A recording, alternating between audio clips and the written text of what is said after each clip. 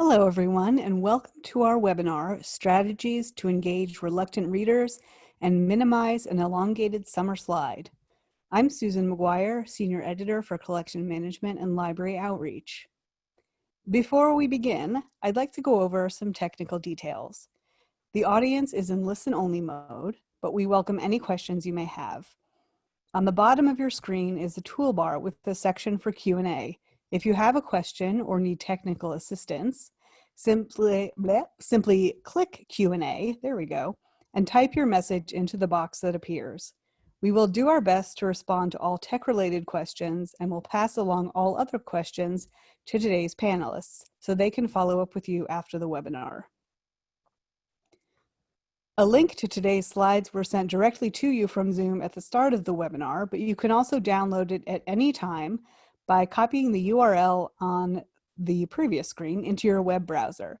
There it is. On Monday, all attendees will receive a follow-up email containing links to today's slide presentation, a certificate of completion, and a video recording. Today, we have the pleasure of hearing from Kristen Milks, Morgan McCullough, and Sarah Wilsman. Kristen Milks wishes she could get paid to sit at home and read. Seeing as that does not pay the bills, librarianship was a close second. After receiving her BA in English and French from Ohio University, Kristen went to Indiana University Bloomington for her MLS. She worked as an adult information services librarian at Mentor Public Library before coming to OverDrive. Her reading tastes are eclectic, but if you insist on narrowing it down, she loves Harry Potter and Anne Shirley, memoirs, graphic novels and comics, cozy mysteries, and middle grade literature.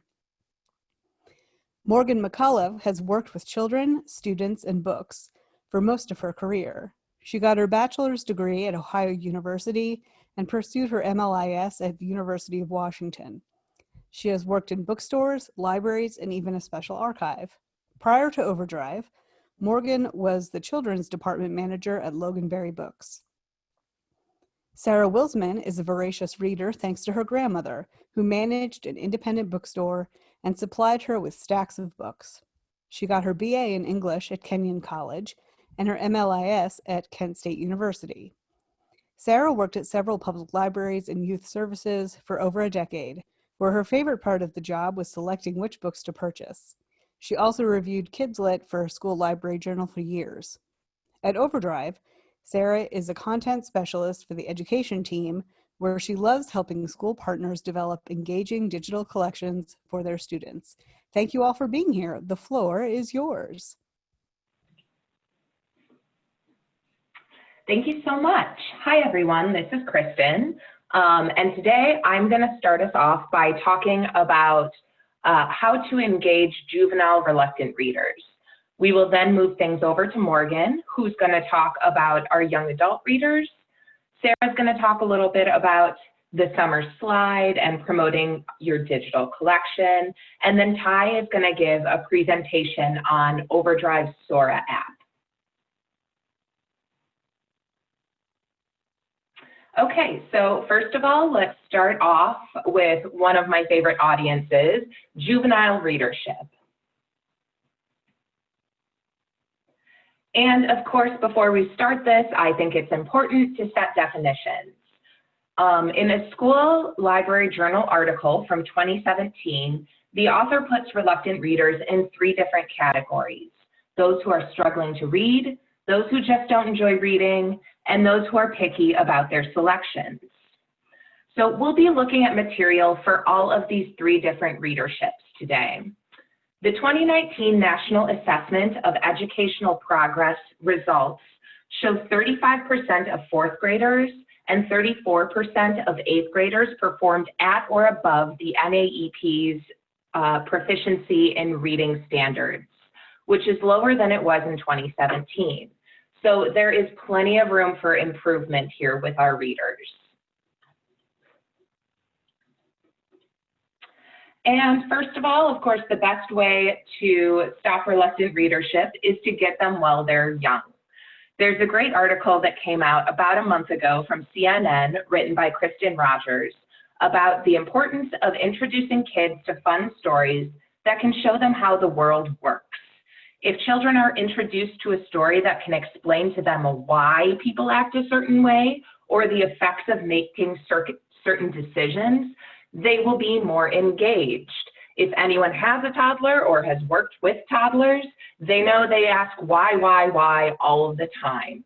So finding books that can help them answer those questions is integral. If you get a 3 or 4-year-old who wants to reach for a story that explains the world around them and a parent who can converse with them throughout that story, you have the beginnings of a great lifelong reader. Some of these books displayed here show that cause and effect relationship that can get children engaged. There are a couple of classics on here, like The Giving Tree by Shel Silverstein, which shows how relationships can bud and continue to form throughout a lifetime. And also The Mitten by Jan Brett, which is, as everyone knows, one of my favorites, of course, about a group of animals who find a mitten and all decide they want space in it, and then what happens when there's not space enough for them. The two on here that I really love are Gloria's Big Problem, which is a newer title. This is by Sarah Stiles Bright, and it is about Gloria, who loves to sing and act and have fun, but anytime she goes to do something that's a little different or out of her comfort zone, she has this big problem who shows up as this big green monster who comes and whispers in her ear and tells her that she can't do something or tells her all of the problems that could come if she tries something new. There are a lot of books right now out about anxiety and children trying to deal with their anxiety, and this is one of them, and it's excellent. My favorite book on this page, though, is When Grandma Gives You a Lemon Tree by Jamie Denahan. This is the story of a little girl who has her birthday, and she has a big old birthday list, and her grandma comes along for her birthday and gives her a lemon tree, which wasn't on her list. I love this book because it starts off by showing how do you react properly when someone gives you a gift that you weren't expecting or maybe didn't want. And then it goes on to show how you can develop and nourish a tree and how that lemon tree gives this little girl lemons. And after that, she is able to make lemonade and make her own money and then go out and buy those presents that she wanted for herself. This is a really adorable book as well, and I think all 4 of these are great books to show the cause and effect relationship for an earlier audience.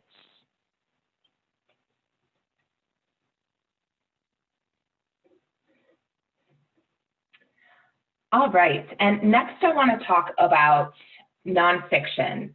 Throughout the Juvenile slides, a majority of the books I present will be parts of a series. It's crucial for reluctant readers to have a series so they can easily move on to the next book rather than going back through the process of finding a story and characters they connect with. The next thing I want to talk about is nonfiction selections. For some children trying to get into a story where there are characters the child has never met, world building and dialogue can be an obstacle. Instead of handing a struggling reader a novel or fictional book, try giving them nonfiction. With a nonfiction selection, kids can read more about things they are familiar with in the world around them. One nonfiction series I love for reluctant readers is the National Geographic Kids series. The pages are beautifully laid out with lots of visuals to catch the eye, along with fun facts and word bubbles throughout. I also love this series because it teaches kids how to pronounce difficult words that they may find throughout the text. The series is still being made, and they have leveled readers as well for once kids start gaining reading strength. Also, at OverDrive, these books come as read-alongs, or more commonly known, with a built-in narrator for kids who are really struggling and want someone to read to them while they follow along. The Who Was, Where Is, What Is series is for a bit of an older audience or a more advanced reader. If you're looking for biographical content for a younger or less engaged reader, try the Ordinary People Change the World series. These tend to be for more of a K-3 audience, but are beautifully drawn and have more text bubbles in them. There are all sorts of historical figures that are talked about in this series, so this is a really great one. The Magic Tree House Fact Tracker series is great for reluctant readers who already enjoy the Magic Treehouse series, or as a gateway to get reluctant readers into a longer series by introducing them to some characters with lots of facts and interesting tidbits. So the Fact Tracker series follows up on the fictional books and gives more of that context into what the animals were, what the situation was that the characters in the Magic Treehouse series were going through. Visual encyclopedias are an excellent way to get kids to read. There isn't a linear progression to most encyclopedias, so kids can feel free to read what they like and flip back and forth throughout these books. When I was a kid, my brother owned many Star Wars encyclopedias, and I loved flipping through them and looking at the different pictures and reading pages of characters that I really, really enjoyed. On the right-hand side of the screen, I do note some other nonfiction series, if anyone wants to take a look at those as well.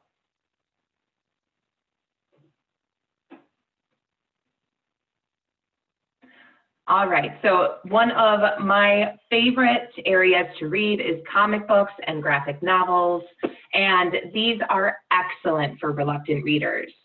Comics and graphic novels promote another form of reading comprehension, being able to visually read a situation and pick up on context clues.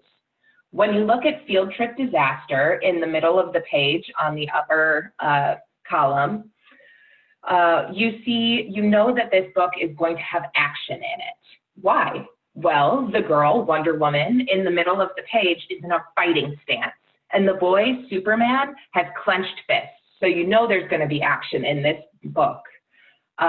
Also, comics are a great way for kids to get through a book quickly and feel a sense of accomplishment. Along with that, they are great for kids with a shorter attention span. So they can be quick, they can be short, and once kids feel that sense of accomplishment that they finished a book, what a great feeling that is, they can then potentially move on to the next book in that same series. I'm not going to go into full details on all of these books, but I do want to give a quick snippet on them. Nathan Hale's Hazardous Tales is still being published. Book 10 is coming out in October. And this is a great series that combines history and adventure and follows all sorts of different historical figures. New Kid by Jerry Craft is the winner of several awards, including the Newbery Medal. This is a great own voices book about a kid who is starting at a new posh school and happens to be one of the few Black students attending. He just wants to go to art school, but his parents think it's best that he go to this prestigious school. DC Comics' Secret Hero Society is a series that currently has 5 books in it, and this is good for grades 3 and up. This is a great example of finding readers characters already know, but they have a bit of a twist in them. Cassandra Steps Out by Isabelle Bautier is the first in a budding series.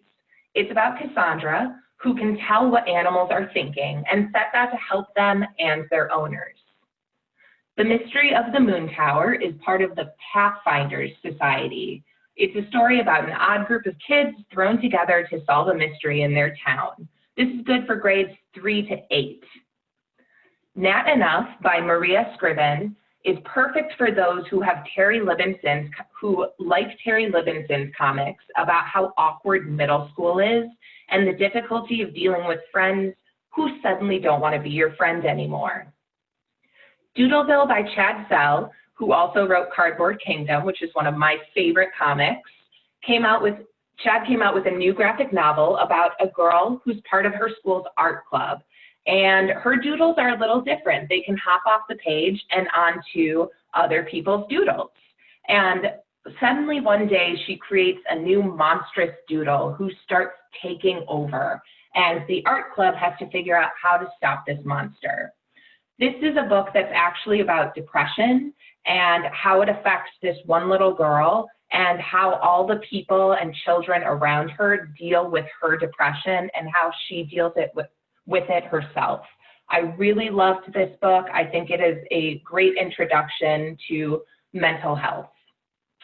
Crossover by Kwame Alexander is a great example of novels being made into comics, which is a great way to get struggling readers to read books some of their friends may have read, or in the case of The Diary of Anne Frank, ones they have to read for school. Crossover is already a great reluctant reader's book because it's told in verse.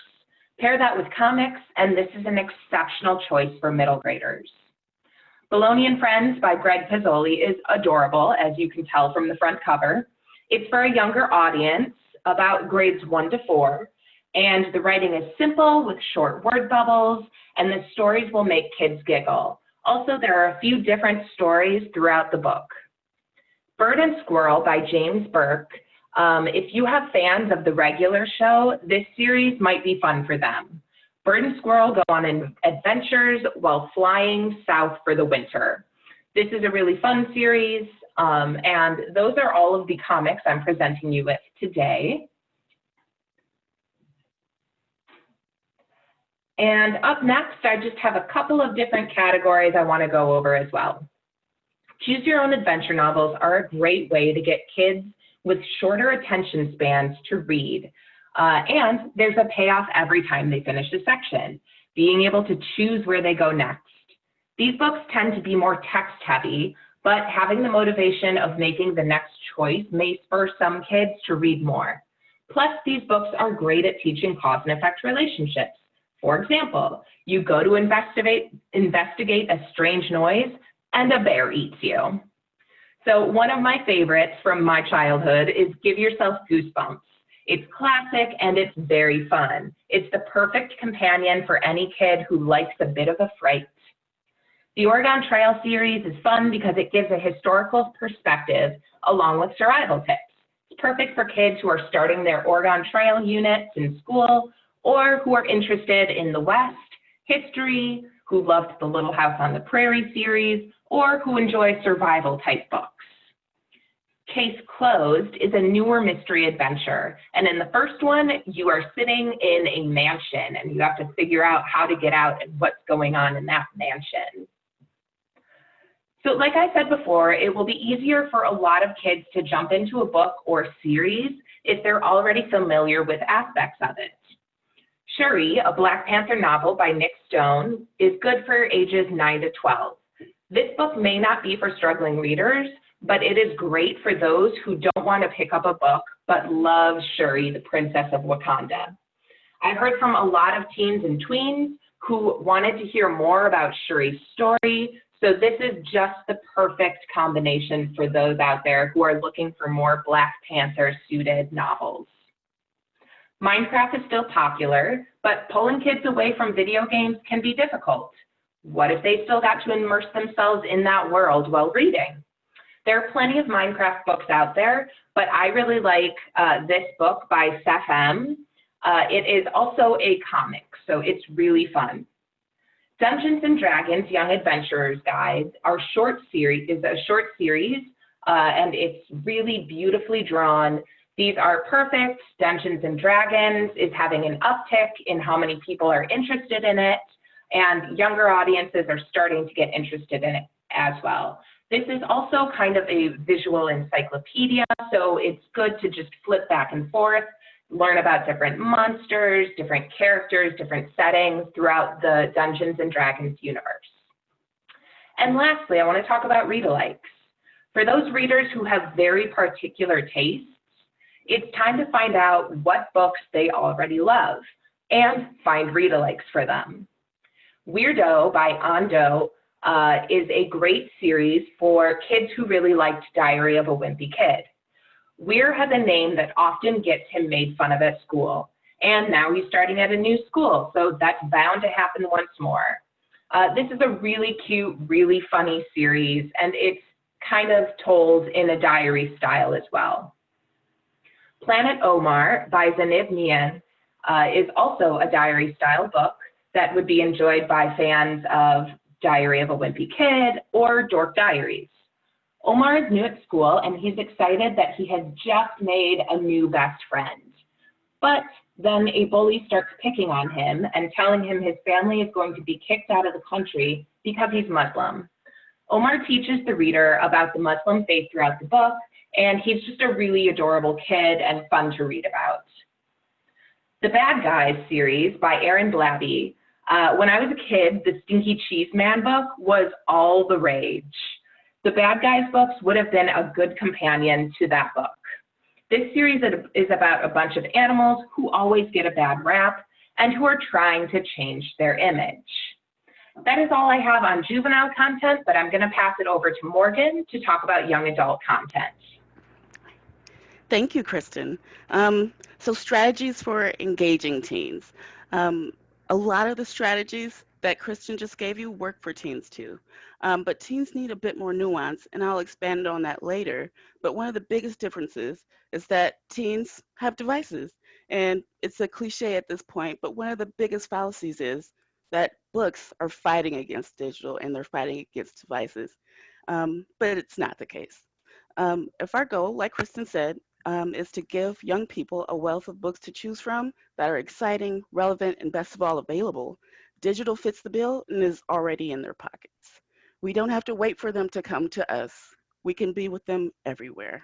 And with the current environment, digital might be the safest and most accessible option. Next slide.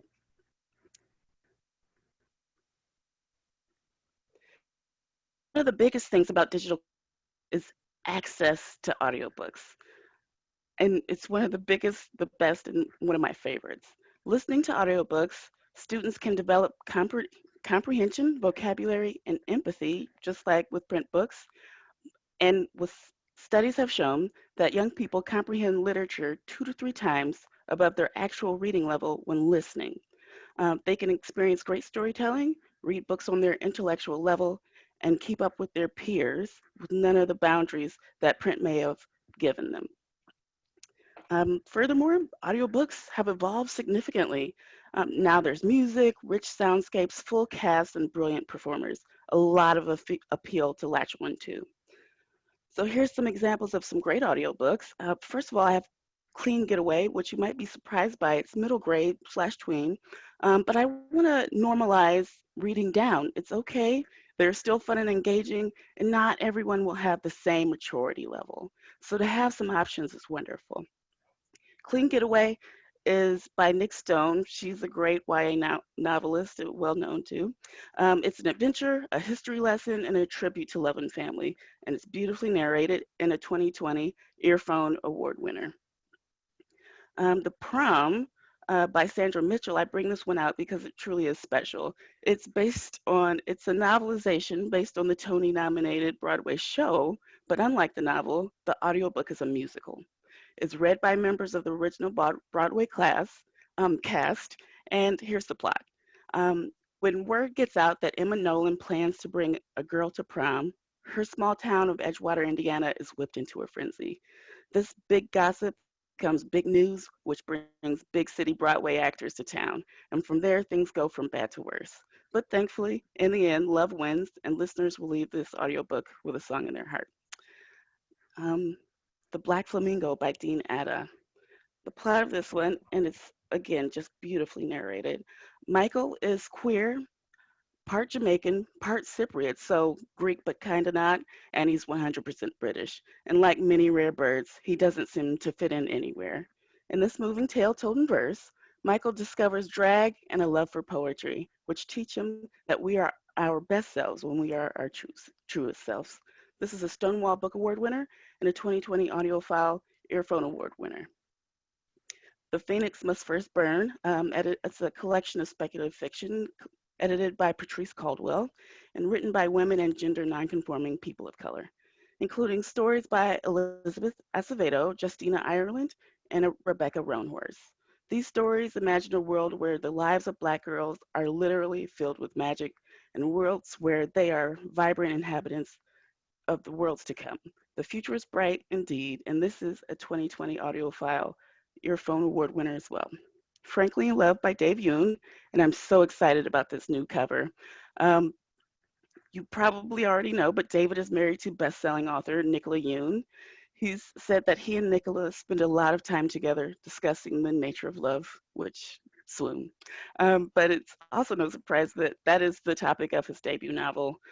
So the plot here is that Frankly and Joy Song decide to fake a relationship to pacify their traditional Korean parents and free themselves to follow their hearts and date whoever they want. But what if their hearts lead them to each other? Frankly in Love proves not only do guys read, they love to. Narrator Raymond Lee knocks it out of the park. This is a 2019 Audiophile Award winner and a William C. Morris YA Novel Award finalist. And finally, the follow up to Stephanie Perkins' There's Someone Inside Your House. Um, the Woods Are Always Watching is the prior selection. There's Someone Inside Your House is being adapted for Netflix as we speak. And this one is slated for September. So there's not a lot of details yet, but you can't go wrong with a spooky story at night being told through your earbuds, um, and it'll keep you awake for all the right reasons. From a seasoned YA author, Stephanie Perkins of Anna and the French Kiss fame, you honestly can't go wrong, but keep a light on just in case. Next slide. So what do our teens love nowadays? Outside of TikTok, that is. So tracking their interests and passions is tough, but not impossible. The key for me is listening. When they're talking in the hall, talking to you, waiting for book club and class to start, listen. Are they talking about YouTubers, sports, eyeshadow, Viking weaponry, whatever it is? Collection development is gold when you have those key clues. Because we don't become a reader by reading great books, we become readers by reading books we love. So it's all in the details. So Kristen has given you a lot of great examples of how familiarity draws younger kids in, and the same is true for teens. But here's where the nuance matters. So with themes like high interest nonfiction, instead of who is LeBron James, it's what are his stats? How does he train? And instead of a fun game book, it's will this book make me a better gamer? Will it teach me tips and tricks? So those subtle tweaks will be key to making your collection grow as the kids grow. So I'm not going to talk about each of these titles. I'm just going to draw out a few. Dragon Hoops is a graphic novel by Jean Nguyen Yang. Um, Yang teaches at a high school, and during his tenure, the varsity men's basketball team, the Dragons, have an incredible season. Yang is not a natural lover of sports, but nevertheless, he's swept away by the excitement. This is at once biography, journalism, and history. Yang follows the team, and they're year vying for the state championship. His illustrations are filled with energy. They really draw you in. And I expect to find this book on a lot of best of 2020 lists. Moving on to page to screen, instead of characters that kids are familiar with in movies, I like to make it even more specific. The things that kids are usually using on their phones. So Netflix and Crunchyroll and YouTube, all those things are a great way to get tips for collection development. So all of these in this case are Chemical Hearts Going the Distance and There's Something Inside Your House are being adapted for Netflix. Um, the Kissing Booth has already been adapted, and the follow-up is already slated to be adapted, even though the book hasn't come out yet. Our Chemical Hearts is sort of a mashup of John Green and Rainbow Roll, and you can't lose with that one. My only caveat about this collection of books is that because of the pandemic, it's hard to say if they'll keep their schedule and shooting schedule and release when they say they will, but it's something to think about. But ultimately, I don't think will concern us too much. Crunchyroll is a great place to find manga suggestions. I feel sometimes there's so much distance between what's happening in Japan and how it filters in here. Crunchyroll is one of those places. So I go in, I see what's circulating well, what are people watching, what's been recently released, and that gives me a lot of clues on things I can include in my collection. And of course, horror is just so wonderfully popular. I don't get it, but they get it, and that's the important part. So Five Nights at Freddy's is based on uh, a video game, but it's also audiobooks and books and graphic novels. There's just a whole universe, and kids have been gobbling it up. It's circulating well with all the libraries I'm working with. And Danielle Vega's follow-up to The Haunted is The Unleashed, and that cover is just so spooky to me. Next slide. So for me, the best use of social media is less about talking directly to teens, but to each other, and more building of community and sharing ideas. And thankfully, Project Lit is giving us a head start. Project Lit describes themselves as a grassroots literacy movement, a network of dedicated teachers and students who are committed to increasing access to culturally relevant books and promoting a love of reading in our schools and communities. And our timing is fantastic. They just released their full 2020-2021 slate of books.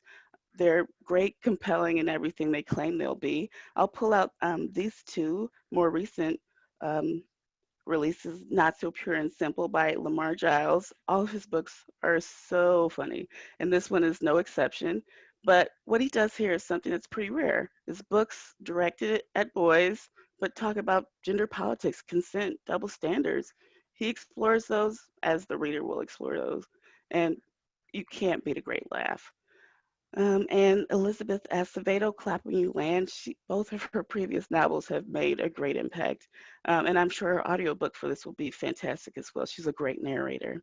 The plot of this story is Carmina Rios lives in Dominican Republic and Yara Rios lives in New York. They're separated by an ocean, but when tragedy strikes, their lives will collide and the secrets of the father are revealed. It's a real stunner. Thank you so much, and I'll pass it along to Sarah. Hi, everybody. This is Sarah, and I'm going to be talking about the summer slide and promoting your digital collection. So, what is summer slide? Summer slide, also known as summer learning loss, is the documented decline in academic achievement that students experience when they're outside of a structured learning environment. Not physically being in the school environment can negatively impact students' reading skills, as students may be less likely to spend time reading independently over breaks. In today's webinar, we focused on ways to encourage those reluctant readers. And unfortunately, as you all know, summer slide is a major concern in the current remote learning environment. Studies have shown that younger children are at the greatest risk for learning loss because they're still developing these crucial skills. Students from lower income families are also at higher risk because they participate in fewer enrichment activities over the summer than their affluent peers through no fault of their own. Next, how do you combat the summer slide or prevent it? If you want engaged readers, let kids choose what they read. Students are much more motivated to read books they like and are interested in. Look to Donalyn Miller's many passionate op-ed articles that advocate for student reading choice if you need an expert opinion to back that up. Give kids a wide variety of books from which to choose, both in fiction and nonfiction. Break it down and have students commit to reading for only 20 minutes a day. That goal can make it less intimidating for them. Lots of the summer reading programs at libraries advocate the 20-minute mark. Set a goal of them reading 4 to 6 books over the break. It's a number that's been shown in studies to maintain students' reading levels while they're on breaks. Next, I'm going to talk about Sora Sweet Reads, which is a program here at OverDrive. Sora Sweet Reads is a free collection of ebooks and audiobooks that include popular titles with reading levels from elementary through high school. The collection is available through the end of July for schools with the Sora app. It was formerly OverDrive's summer reading program, but due to the pandemic, publishers extended the dates, so this year it's running from April through the end of July. The collection contains multiple formats for reluctant readers that we've already discussed today, including audiobooks, graphic novels, and nonfiction titles. Sora Sweet Reads features several popular graphic novels, including Marvel's Black Panther, Origami Yoda, Nathan Hale's Hazardous Tales, and Phoebe and Her Unicorn. There's no wait time because the titles are always available through simultaneous use. Titles are easily downloadable through the Sora app to students' personal devices. And Sora Sweet Reads gives students that immediate access to fun titles to practice those important reading skills while they're at home over the summer months. Next, OverDrive supports all of this through marketing tools. On our Resource Center, marketing kits are available. There you're going to find kits with promotional resources that include graphics for social media, guides and flyers that can be shared with staff, students, and most importantly, parents. There are kits that promote Sora Sweet Reads, the summer reading program. There's a schools closed kit that will help leverage digital learning for digital content for remote reading, and a multilingual resources kit, which is awesome because you can share material in 9 different languages. You choose the language and then you can download and share the materials. Next, we also have training help at OverDrive. We have an excellent marketing, training, and outreach staff. And they've created videos that you can share with all of your students, parents, and staff. The videos live on the staff training section in the Resource Center in OverDrive's Marketplace. And there you can register for live monthly webinars that are on timely topics. You can access archived webinars to watch at your own leisure, which we all have right now. And you can view and share quick how-to videos that will help staff and students navigate Sora. And you can always reach out to your OverDrive team to request customized training sessions. We're always here to help you guys. Public Library Connect. We are really excited that students also have access to the digital collections of their local public libraries through the Sora app. By adding the public library in Sora, students can access the public library's digital collection of age-appropriate content, including both ebooks and audiobooks. There's a Public Library Connect marketing kit that includes graphics, flyers, and communication documents to get the word out to the community about this exciting partnership. As always, more resources equals more reading.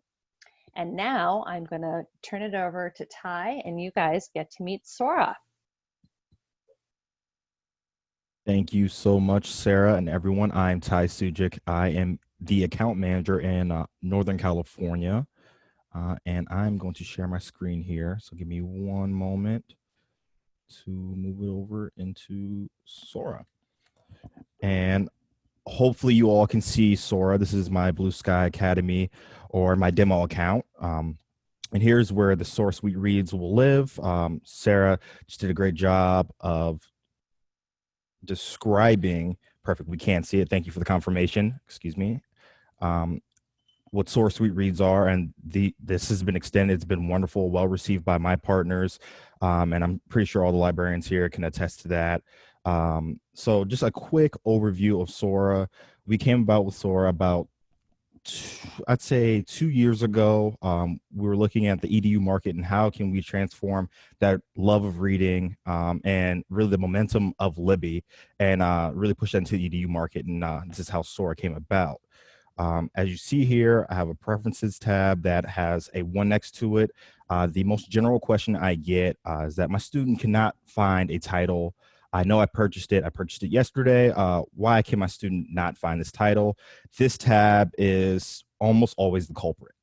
So I'm clicking to this tab, and obviously for the purpose of this demo, I have selected to show available books only at the moment.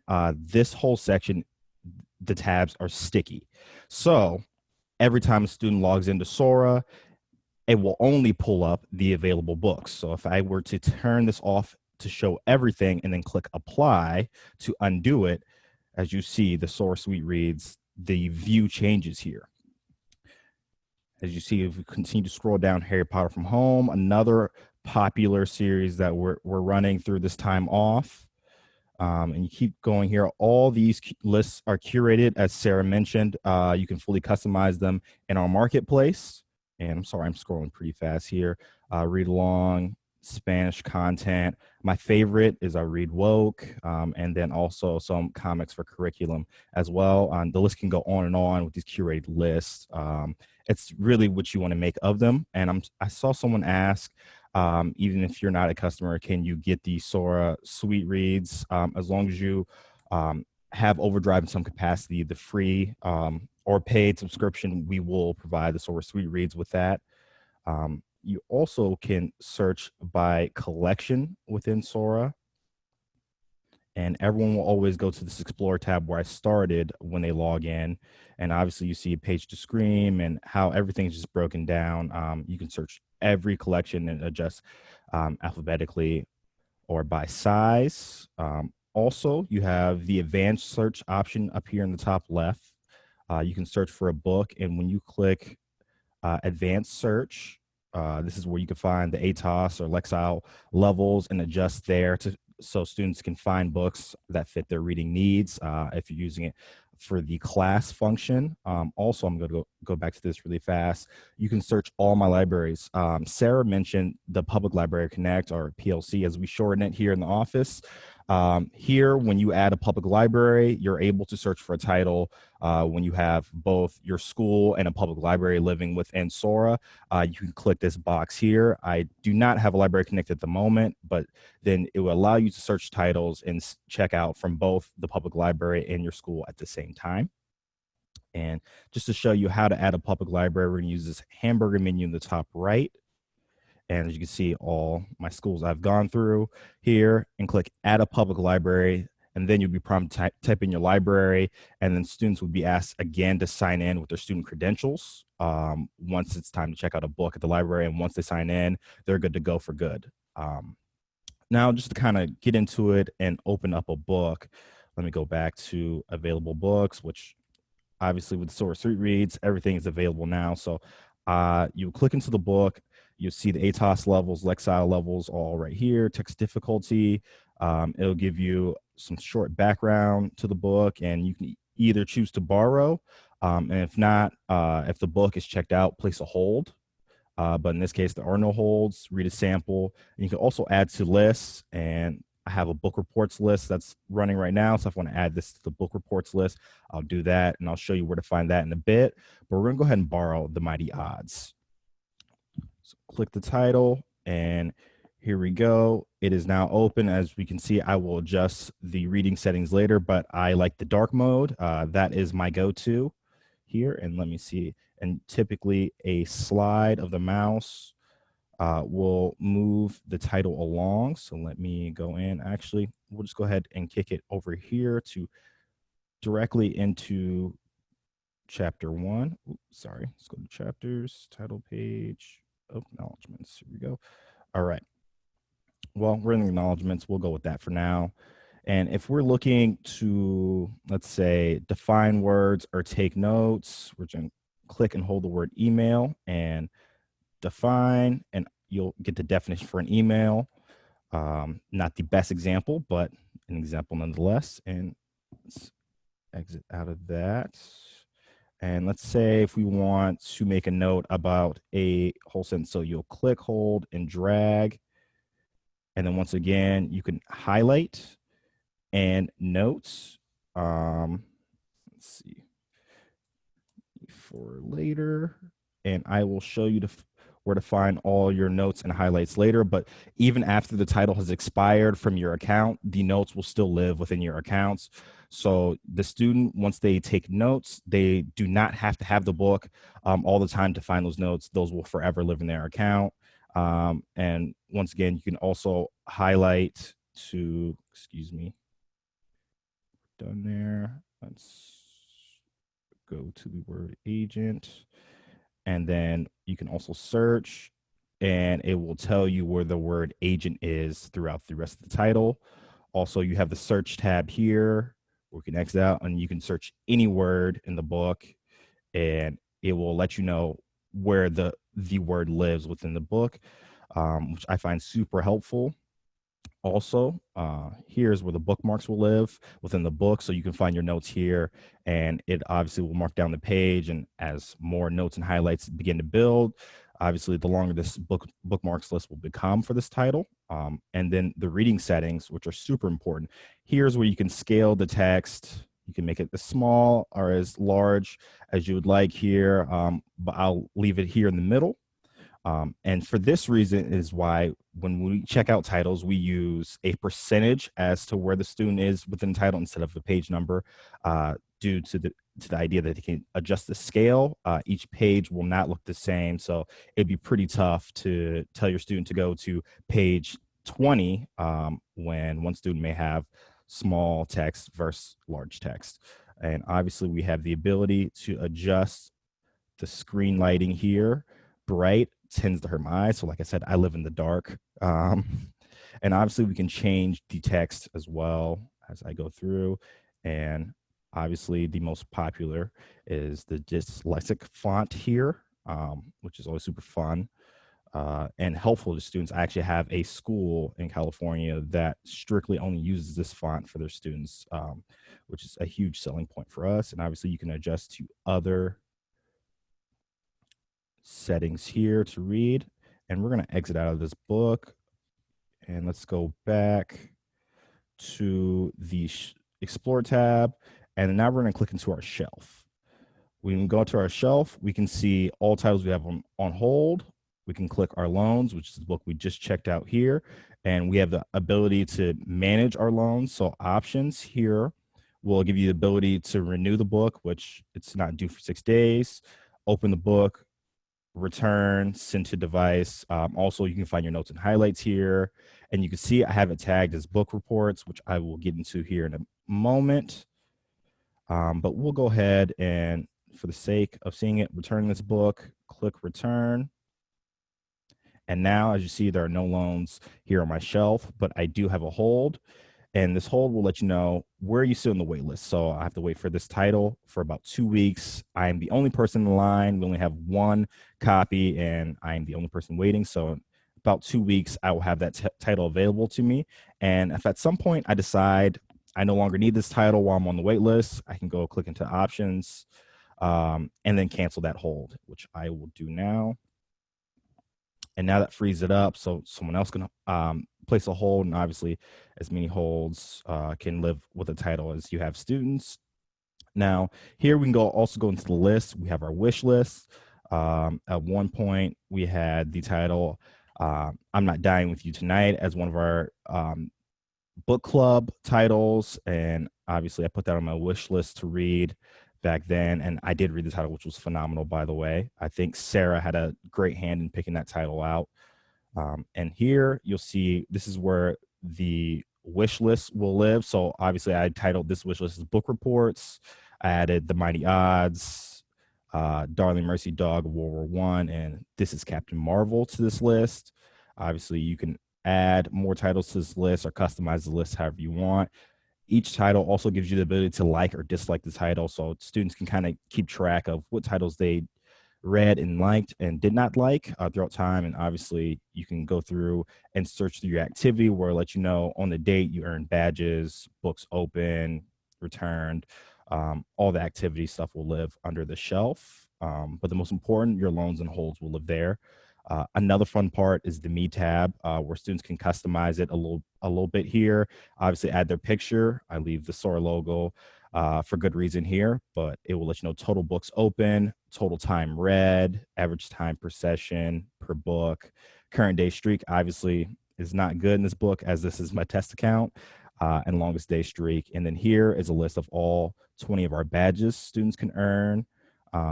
Blast off is the first badge you'll earn when you first log into Sora and open it up for the first time. As you go through, you'll get badges for checking out your first book, finishing 3 books, returning a book early. So there's a bit of incentive. And we also have a great marketing team that provides stickers to coincide with all these badges that we can send to our schools. So it creates a great interaction between the librarians or teachers and the students every time they earn a new badge. And then we'll go over into the home tab as well. And this is where your assignments will live. So we are also able to title assign titles to students when we have class sets. So you will find those here under the home tab. Also, all your loans will live here as well. Since we just returned the title, I currently have no loans out at the moment. And then all your recently defined words, you can click here to find all your defined words throughout time. And all your notes, like I said, would live right here. And this is the percentages I was alluding to earlier as to where you are in the book. We don't use page numbers once again for the reason that you're able to adjust the text. So the percentages definitely work a bit better in this scenario.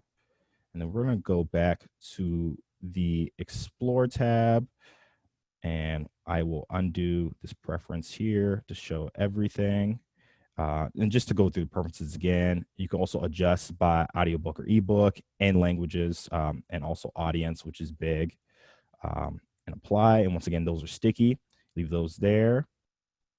And that is the quick run through of Sora. If you have any questions, feel free to chat me in our time here.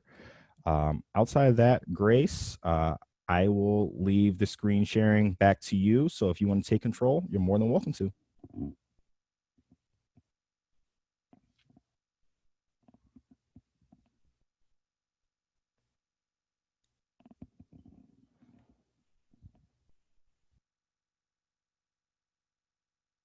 Oh my gosh, now you all know our secrets that Grace is running the slides. So thank you so much for Ty for that presentation. And we're now going to open the floor for questions you have from today's presenters. I know a lot of you have been asking questions in the Q&A box, but so please continue to do so. To submit a question, just look for that Q&A box at the bottom of your screen and type your question. Anything we can't get to today will be passed on to our panelists for later consideration. So let's start with a couple of questions that have already come in.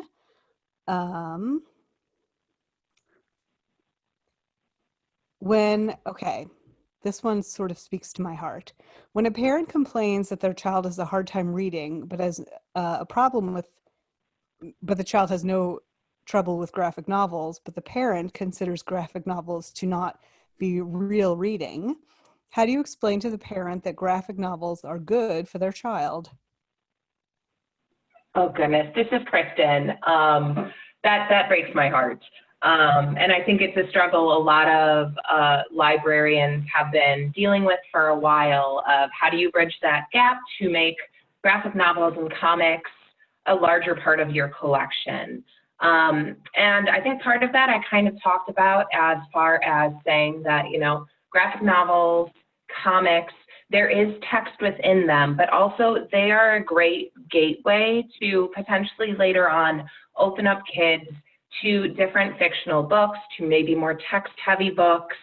But there is nothing wrong with graphic novels. If kids find that having images and being able to read that way is the best way to get a child to have a book in their hand, there's nothing wrong with that. I get emotional about this one because it just, yeah, it really hurts because there's nothing wrong with a comic or a graphic novel. Like I said before, there are different forms of reading comprehension, and comics and graphic novels really promote that visual form of comprehension.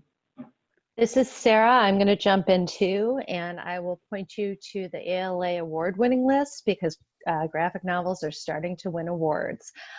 Also, we have a list in our resource center under collection development that has graphic novels for the curriculum. There are a lot of nonfiction ones now that can support and supplement history and all kinds of different topics in the curriculum. So I would argue that that's a very outdated perspective, and there are tons of articles that you could send to parents, and I believe we have a marketing kit on that as well. So I'm just imagining how many librarians listening were gnashing their teeth while hearing that question. So another sort of a related question. Do you have any suggestions for dealing with required reading roadblocks? That is a great Audiobooks. question. Right. Yeah, yep. Audiobooks, yeah. They're very inviting. They allow kids to get into the story a little bit. So if you want them to just start, audiobooks is a great choice, and they can't refuse to listen. So you can turn it on and get them engaged.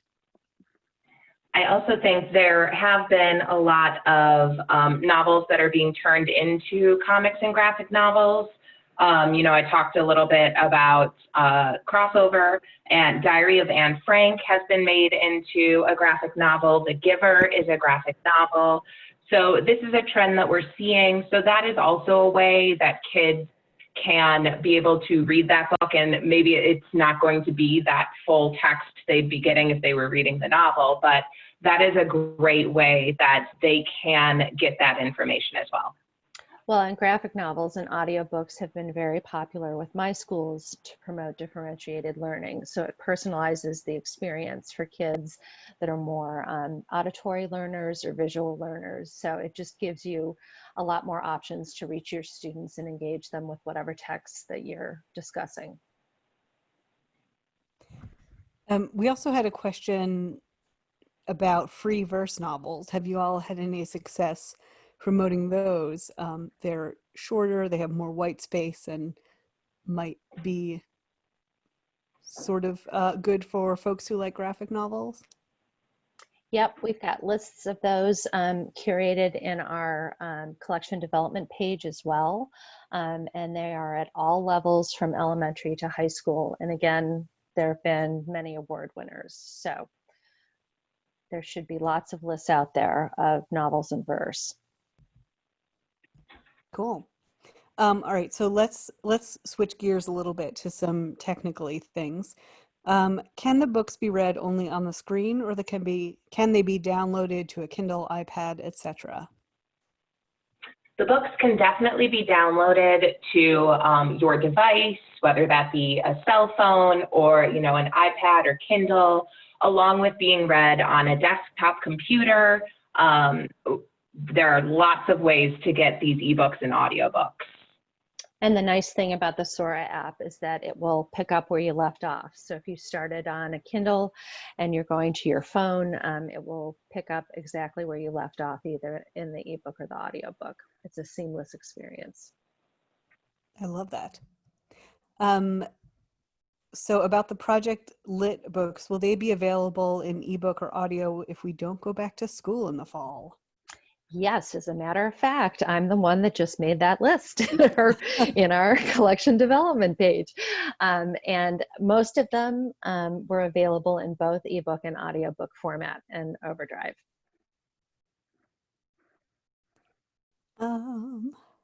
Let's see. So where can you mentioned some marketing kits, and I know you talked about it in your presentation. Where can we access those? Those are under OverDrive's marketplace. So when you log in as an educator, you will find them under the support tab, and they're broken down. So there's a marketing tab, there's training tabs, all kinds of different places for you to find them. And if in doubt and you are an OverDrive school partner, reach out to your account manager and we'll get you all the resources that you need. Cool.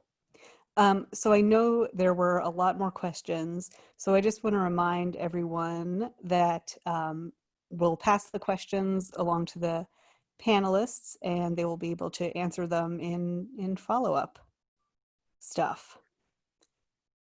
So thank you all so much for your questions and for joining us today. And a big thank you to all of today's wonderful panelists. All right, on Monday, all attendees will receive an email containing links to today's slide presentation, certificate of completion, and video recording. For more about Booklist webinars, be sure to visit booklistonline.com/webinars, where you can view archives of past webinars and register for upcoming ones. And if you haven't already, be sure to check out Booklist Reader, where Booklist contributors post daily about all things books and library land. And did you know that Booklist content is freely available to all until further notice? Start reading with our digital edition, a format that pairs the page-by-page reading experience of print with the convenience of online access at booklistonline.com. Interested in subscribing? Take advantage of this special webinar offer to get print, online, digital, and archive access to Booklist for only $99. Thank you all for joining us for today's webinar, and one more thank you to our sponsor, OverDrive Education. This concludes today's webinar.